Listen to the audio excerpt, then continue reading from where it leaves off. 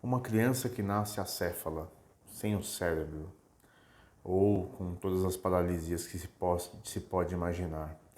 Uma doença severa, como câncer, os tantos tipos de cânceres que existem por aí, de doença, oriunda de câncer, a perda de um filho, ou mesmo uma unha encravada.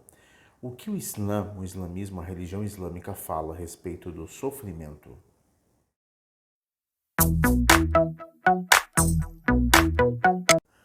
Bismillahirrahmanirrahim, salatu wassalam ala nabiyya Muhammad wa alihi wa sahbihi ajma'in. Minha falecida mãe, que morreu fora da religião islâmica, mas inshallah não tenha morrido em incredulidade. São duas coisas diferentes, né? O kufar, que é a incredulidade, e morrer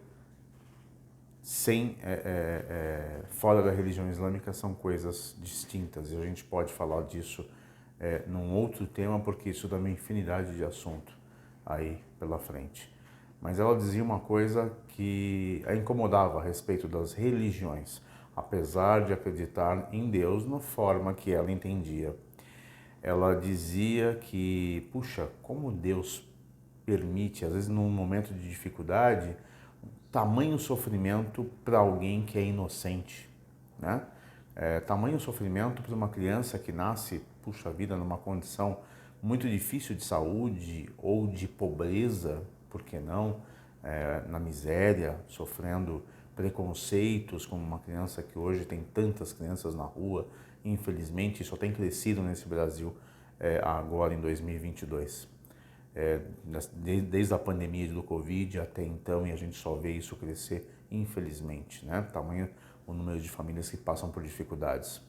Mas ela se pegava nesses questionamentos.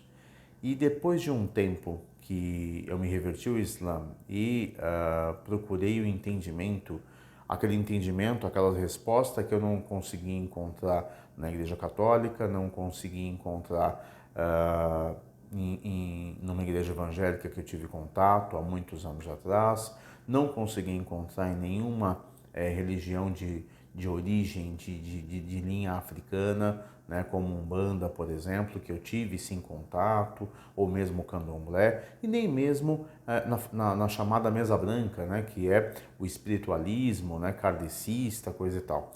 Eu não consegui encontrar nessas religiões. E apesar de ter lido durante a minha adolescência livros como o Livro dos Mortos egípcio, ou mesmo a Torá judaica, e trechos da Bíblia que eu gosto bastante e acho muito bonitos, né? Como, por exemplo, os Salmos de Davi e tudo mais, nunca encontrei essa resposta. E só vim a encontrar depois que, por muito tempo, depois de muita orientação, consegui encontrar ela dentro do islamismo em trechos específicos. E a resposta que mais se adequa ao sofrimento é que tudo nessa vida é por misericórdia de Allah. E isso remete diretamente, sejamos nós muçulmanos ou não, de qualquer religião, ou mesmo até ateus, nos remete diretamente a possuir o Tawhid, a adoração a Allah e a crença em Allah muito forte, ou dentro de nós, ou tão longe de nós. Mas tudo acontece por misericórdia de Allah. Isso é fato, isso é efetivo. Vamos refletir uma coisa, né? Vamos refletir sobre alguém que de repente todos conheçam ou tenham ouvido já em algum momento falar.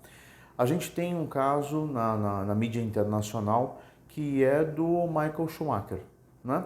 É um piloto, enfim, foi um piloto, né, de Fórmula 1, piloto de automobilismo famosíssimo, enfrentou Ayrton Senna, disputou com todos os grandes pilotos da história do automobilismo contemporâneo para cá. E a gente observa o que na vida dele? Alguns fatos importantes que às vezes até poucas pessoas conhecem, porque isso não foi tão divulgado. Mas quando teve o tsunami que atingiu ali a Indonésia, os países da Oceania, ali tudo mais, aconteceu aquilo tudo, a pessoa do Michael Schumacher, ela doou mais dinheiro para a reconstrução da Indonésia, por exemplo, daqueles países, do que a própria Arábia Saudita. Lembrando que a Indonésia é o maior país islâmico do mundo, então faria todo sentido a Arábia Saudita, puxa, vamos doar no máximo, ou os Emirados Árabes, né? Enfim, aí a gente vai ao encontro daquele hadith, que é o segundo dos principais 40 hadiths que foram mapeados, inclusive, pelo Imam Nawawi no Riyad Salihin, no livro, na obra O Jardim dos Virtuosos, que ele menciona os pastores de ovelhas que disputam pelos mais altos edifícios. Mas isso também é um trecho para uma outra ocasião. Mas vamos voltar ali. E ele tinha, a gente sabe, né, que ele mantinha organizações na África, de associações humanitárias, estava diretamente vinculado a isso. E aí alguns podem dizer, mas ele tinha dedução do imposto, faria todo sentido, era uma pessoa muito rica, ok. Mas tem tantas outras pessoas ricas e ricas e ricas e que não fazem nada. Então, e nós mesmos, muitas vezes, mesmo pouco, a gente não consegue fazer. E às vezes eu me questiono muito, puxa, por que essa pessoa está me pedindo dinheiro no farol? E é um sofrimento isso, né? Querendo ou não, é um processo que passa por humilhação, a pessoa está numa situação ali de vulnerabilidade, né? E às vezes eu me pergunto, por que Allah subhanahu wa ta'ala colocou essa pessoa para pedir dinheiro para mim no farol? E aí eu me sinto às vezes mal porque não tenho alguma coisa, né, ali para poder ceder para aquela pessoa, e às vezes é inevitável o julgamento da nossa parte. Mas ele vai pegar aquilo para fazer determinada ação com o dinheiro, ele vai comprar droga ou bebida alcoólica ou o que for. O problema é dele, né? Eu resumo na minha consciência que o problema é dele, né? Enfim, eu estou tendo minha ação com aquilo que toca o meu coração. O que ele faz com aquilo que eu fiz, que eu entreguei para ele, que já não é mais meu, é dele. Allah subhanahu wa ta'ala vai julgar, vai arbitrar sobre isso a respeito dele. Mas voltando para Michael Schumacher, vamos entender. Era um atleta, um esportista, enfim, dentro da sua modalidade, tinha ações humanitárias, ações sociais que poderiam, sim ou não, diretamente ali afetar, beneficiar ele financeiramente a respeito de alguma coisa, mas ele fazia acontecer, ele cedia esse tempo, ele cedia o dinheiro, ele contribuía de maneira significativa demais, né, para isso. E de repente, depois de alguns anos, como todos devem saber, tá lá passeando com a família, enfim, numa região de Alpes, lá de esqui, na Europa, e sofre um acidente. Fora, inclusive, até do seu esporte, que também é de risco. E acaba ficando acamado, como está já há mais de uma década, pelo menos, enfim, por muitos e muitos anos, está ali acamado e está naquela condição. Será? Aí a gente precisa pensar qual é o tamanho, ou como Allah subhanahu wa ta'ala arquiteta todo esse universo e as coisas acontecem. A gente precisa raciocinar. Será que Allah subhanahu wa ta'ala, lembrando que Hayat Dunya, ou seja, essa vida mundana, ela é um suspiro de tempo comparado à vida eterna, e ao tempo de Allah no universo, e ao tempo que Ele controla, será que Allah subhanahu wa ta'ala não está preservando? Vamos só apenas imaginar. Eu não quero dizer que isso está acontecendo ou não está acontecendo. É só uma situação hipotética para a gente poder imaginar, tentar se aproximar do que seria o entendimento da engrenagem do universo que Allah constrói e que Ele rege. Mas será que Allah, Deus, não preserva Michael Schumacher naquela condição de difícil que ele está lá acamado? A gente não sabe nem se ele tem consciência mesmo, se não é divulgado, enfim, mas vamos supor que ele não tenha consciência. Uma pessoa não tem consciência, ela praticou o bem durante muito tempo da sua vida e ele acumulou bem. E Allah sabe mais da nossa vida do que nós mesmos e sabe do nosso futuro, de quais serão as nossas escolhas. E será que Deus não preserva essa pessoa naquele estado, entre aspas, vegetativo nessa vida, para que essa pessoa não possa mais se sujeitar ao erro ou se sujeitar ao pecado, a ponto de que quando ela parta dessa vida para a vida eterna, sim, por uma vida constante, até o dia do juízo final, que é Hayat Barza, né? Ou seja, o tempo que nós ficamos entre essa vida e o juízo final. Né? O tempo alguns chamam de tempo do túmulo, enfim, é o tempo da cova, uma tradução, um entendimento, acho que é errado, aportuguesado, mas muito errado, se falar tempo do túmulo, alguma coisa nesse sentido. Mas esse intervalo, será que não é para dar um melhor benefício para depois desta vida?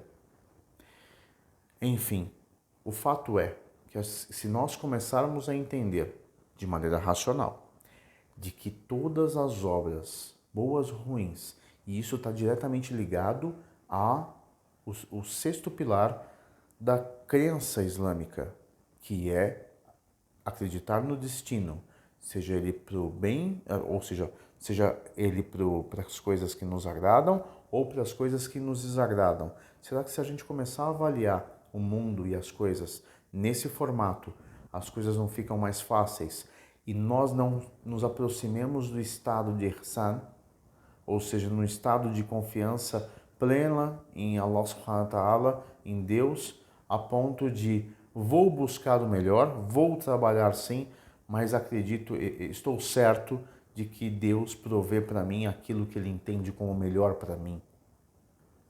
Isso é muito importante. Então a gente precisa pegar essas reflexões, conseguir destrinchar, são reflexões difíceis.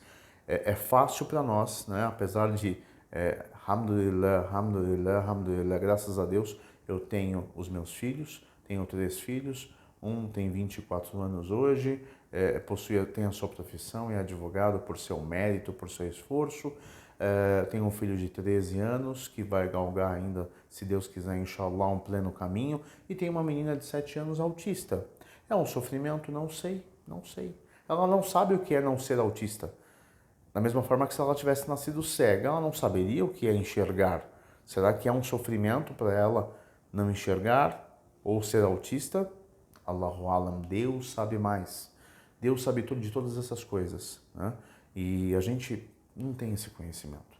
A gente fica triste, e é normal ficar triste, mas também é normal e precisa ser da nossa natureza pedir o recorrer a Allah. Recorrer a Allah. Existe uma súplica que todos devem sair de casa e fazê-la, né? Isso foi uma orientação de Rasulullah sallallahu alaihi wasallam, do profeta Muhammad, que a paz e a bênção de Deus estejam com ele, que a gente não deve sair de casa sem intencionar a súplica. Bismillahirrahmanirrahim. Tawakkaltu ala Allah, la hawla wa la quwwata illa billah. Ou seja, em nome de Deus, o clemente, o misericordioso, proteja-me do mal que é permitido por Deus. Né? Proteja-me do mal que é permitido por Deus. Por quê? Porque eu sou fraco. Eu sou fraco. Né? E aquele mal que às vezes é para o meu bem futuro, para mim é muito mal. Eu não consigo diluir. Então facilita para mim, né? Toda a minha vida, facilita para mim o meu dia, facilita para mim a existência com as pessoas, o convívio, facilita para mim a boa palavra. E a palavra que vem de Deus, do conhecimento que vem de Deus, que Ele só empresta para a gente numa fagulha de segundo, e a palavra vem na nossa mente e a gente coloca ela pela boca.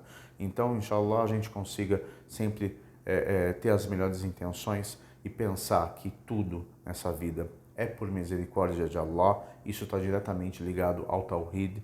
Não é à toa que Allah subhanahu wa ta'ala no Corão Sagrado mencionou, né, como Ele sendo a misericórdia. Alguns entendem esse entendimento de que Deus é misericordioso. Ar-Rahman, né? Ar-Rahman, Ar-Rahim, Al-Malik, Al-Qudus, Al-Salam, ou seja, são os atributos de Allah, mas na verdade esses atributos não significam que ele tenha aquilo, mas de fato Allah é aquele atributo.